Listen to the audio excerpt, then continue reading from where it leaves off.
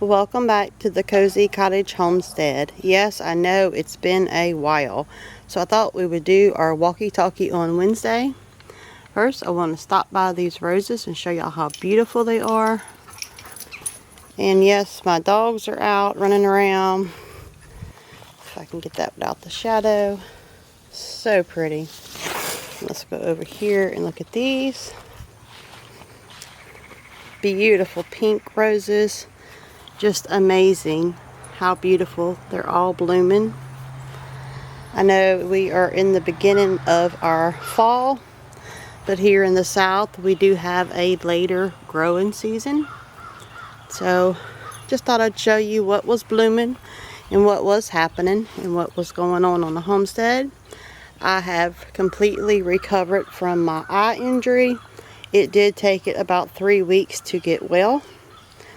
But it is doing good, and we have been just extremely busy.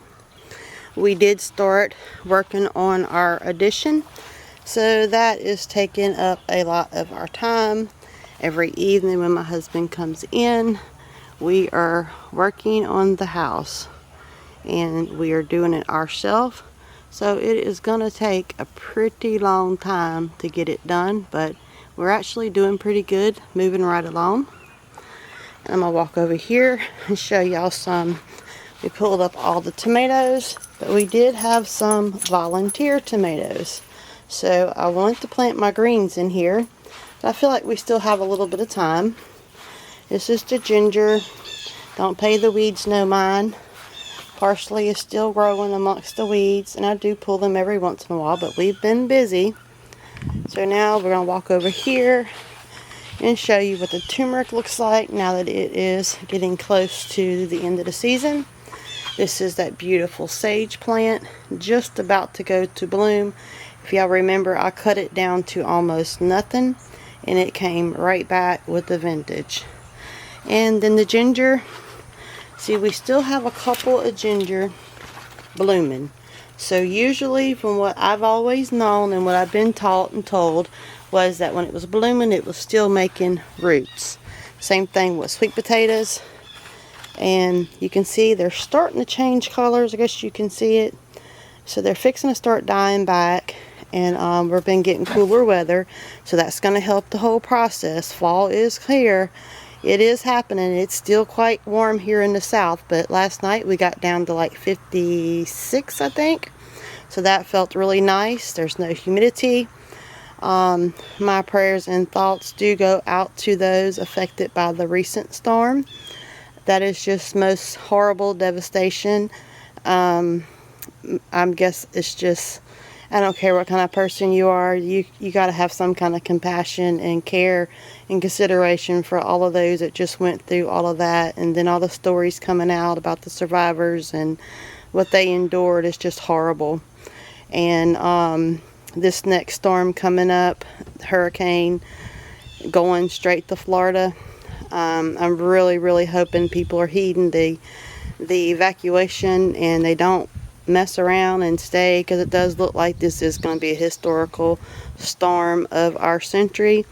My prayers and thoughts are with those, hopefully, and I do know a few that is going to try to ride it out, and I just pray that God keeps them safe and sound and they don't endure anything that's going to cause them problems or where they're going to be trapped. But I do say this because a lot of people have left, but I do understand there are some that just will not leave. So, and that's their choice, and I just pray that God blesses them and watches over them. Now let's walk over here to the sweet potatoes. They are going absolutely crazy. We do have something been eaten on them. Let's get over here and get closer to one of the blooms. They too are blooming. See if I can get across here without stepping on them. Beautiful, beautiful, beautiful. Just absolutely beautiful little blooms. Let's see if I can get that one. There we go. The wind is blowing. We're expecting a cool front today. I'm not the best at holding this camera and doing this, but they are just the most beautiful violet, and I don't even know, some kind of dark purple in the middle, light purple on the outside. Absolutely gorgeous. But sweet potatoes will be coming in before you know it. We do still have bell peppers, and they are actually looking very beautiful. We've been picking them, eating them, putting them up, dehydrating them. But we still actually have some coming in. We did lose a few of the plants just at the end of the season. But as you can see, they are still making bell peppers. We have some small ones right here. Let me get on this side for shadow. And they are still making. There's some little ones still putting on. And there's a whole bunch of little ones. I don't know if y'all can see that. There's a whole bunch of little ones right here. This plant just kind of leaned over and kind of took over this space where some other ones were. And that's another huge, another bed just like this. Decided to go ahead and use it and put sweet potatoes in it. Well, my goodness, it took off. And this is the arch where all the muscadines were. And I did cut the muscadines all back because if you remember, you'll have to go back and see that video. They just went absolutely crazy. More sweet potato blooms. So pretty, but you can see there bugs are eating them. But the bugs are eating the leaves, but the sweet potatoes are still going to be just fine. And I did plant this bed right here with pumpkins. Plant them in a different spot this year. We have plenty of beautiful blooms everywhere. Not quite as many as I thought it was going to be, but it has been hot and it has been dry.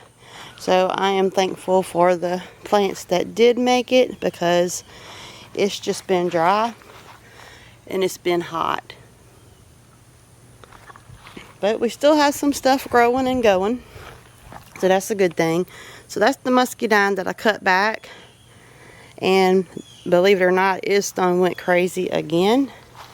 Normally when I cut it back, it doesn't do much in the fall. But this year it's just been so warm, so it's still growing and trying to come back. And now you can see how big. Let me go on this side because of the light. The base of this muscadine vine is humongous. It looks like a tree right there by itself. Let's see if we can do this, zoom in. But so whenever I cut the muscadine vines out, this whole entire arch, as you know, was like a little hideaway. I picked up the last little batch, had them all piled up to go put them in the compost. And actually I think we fed some of them to the animals, but they didn't really care for them. But anyway, whenever I picked up the last little batch of muscadine vines, one of them poked me in my eye. It was in my left eye, and it hurt, but it was aggravated, but I was determined I was going to get finished doing what I had to do. But then all of a sudden it started hurting worse and worse and worse, so I knew I couldn't wear contacts because it was going to make it hurt even more. So I finally went to the ER, and I had the muscadine vine, I blinked in my eye just in time. It poked my eyelid, and then it poked not through, but it made a mark through the eyelid from the impact from the stem, the vine, and it scratched my contact lens, made it scratch my eyeball, and then because of the impact of the vine hitting my eyelid, it made my contact actually cut completely around my cornea. So yeah, I was trying to endure this horrific pain, and there was absolutely no way you can endure it. So if I go to the ER, believe me, it's not because I'm some weakling or I stubbed my toe. It's because something's really, really bad wrong. I've learned to endure lots and lots of pain throughout my life.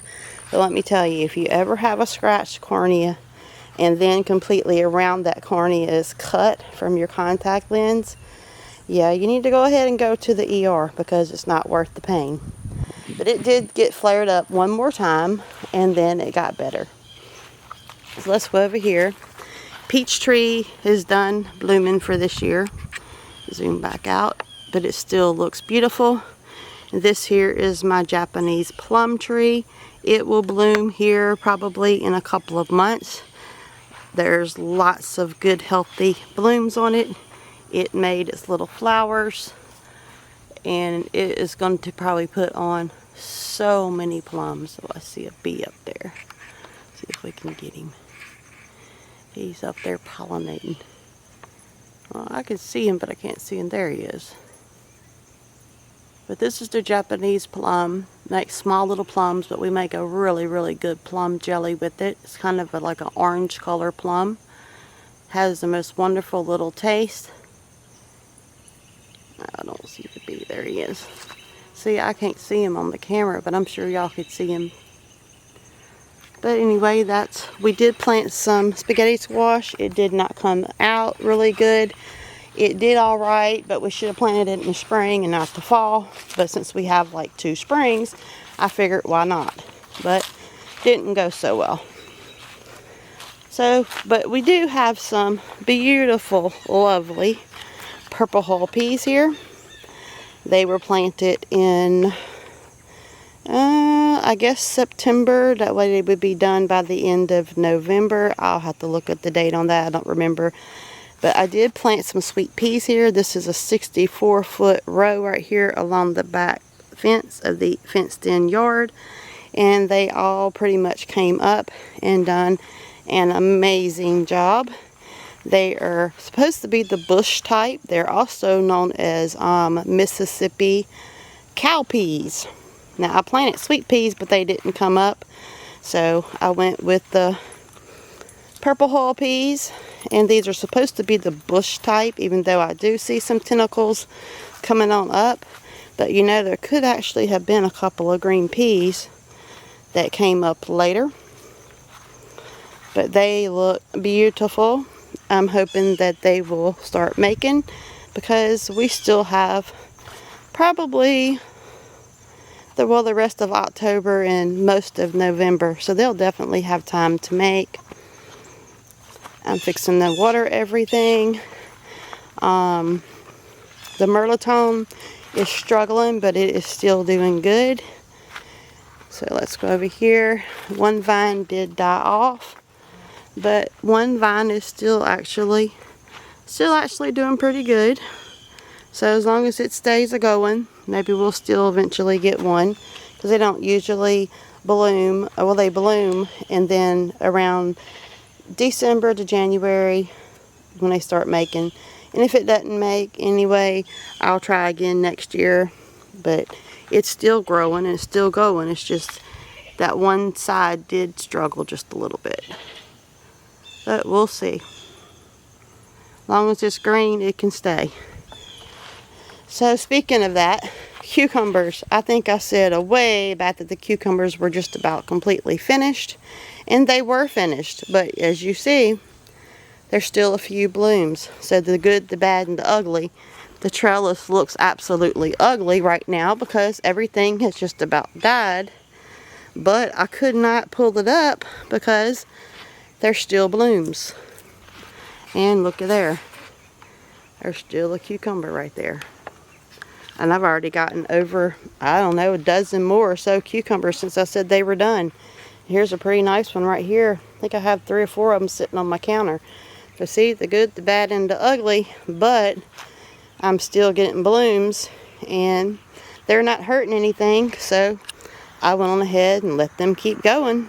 You know, a little bit of something's better than a whole lot of nothing. So I figure, why not? We enjoy some fresh cucumbers. So I think that's about it for the garden. I'm going to go ahead and end this video. I was going to go ahead and water my, well, I still can do that. Let me readjust my camera, and I'm going to go ahead and give this a little bit of a watering. Look at that big old sweet pea right there. Miss Curly Q. Alright, let me cut y'all off for a second and readjust the camera.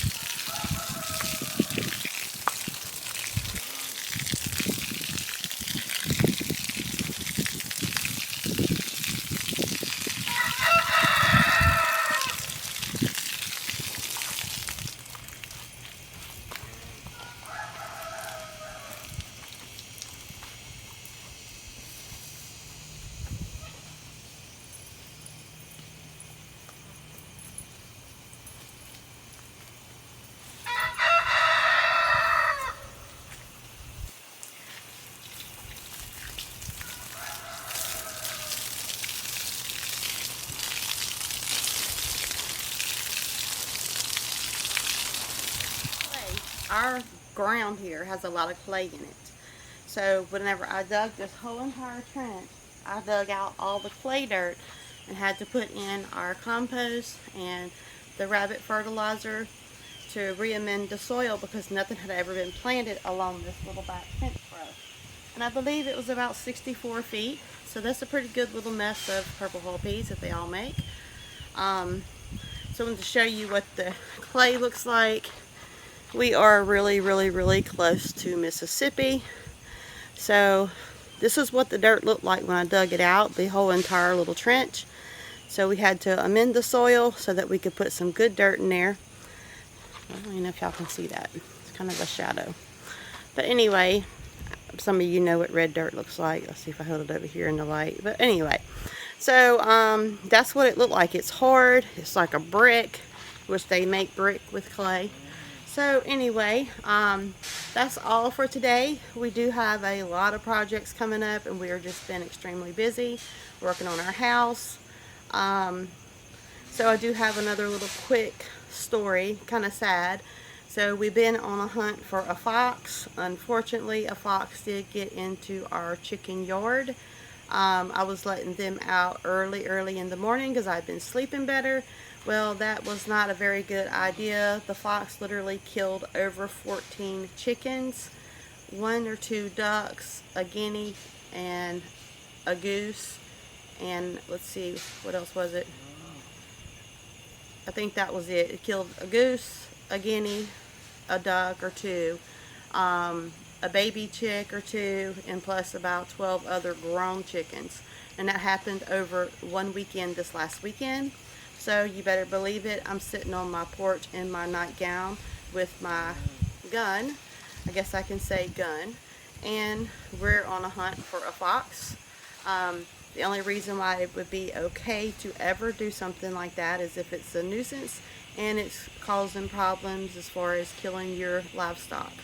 So, but you know, sometimes you just got to take the risk and do what you got to do. This thing is not scared. This fox is not scared of people. We have shined its eyes multiple times, and it would be standing right there. It's been in the goat yard, been in the pig yard, looking for some ducks because the chickens are all locked up at night. I think that's how it ended up getting one of the ducks. But nevertheless, it will not be a problem anymore because it will be taken care of. So thank you all for staying subscribed to my channel. I know it's been hit and miss. Everything's fine. We've just been extremely busy. My husband really doesn't want to be recorded. I don't know why. He's so handsome. He shouldn't care. But I'll try to record some of the as we're building and let y'all see some of that stuff that we're doing. And I think also he's like scared of the critics. You know, someone might think he's doing something wrong or he's not doing it the right way. But I can tell you, I would just delete those comments because we're just doing the best we can. We're going to make it strong, we're going to make it beautiful, and we're going to build it to make it last. And we're going to do the best that we can. So I don't worry about those ugly comments. I just delete them. So, you know, we can't make everybody happy. So thanks so much for hanging out with me today on our little walkie-talkie on Wednesday. I hope everyone that is in the path of this storm coming in tonight or early in the morning, that they are safe and heed the warnings and evacuate. But my prayers and thoughts are for all of those that have been affected by the recent hurricanes, storms, the flooding, just all of it. My heart goes out to them. My heart is heavy for them, and it breaks my heart that there's so many people in the United States is in such horrible shape right now with all the natural disasters on top of all the worldly circuses that's going on. So thanks so much for joining me today, and farewell, Homestead family, friends, and neighbors from the Cozy Cottage Homestead.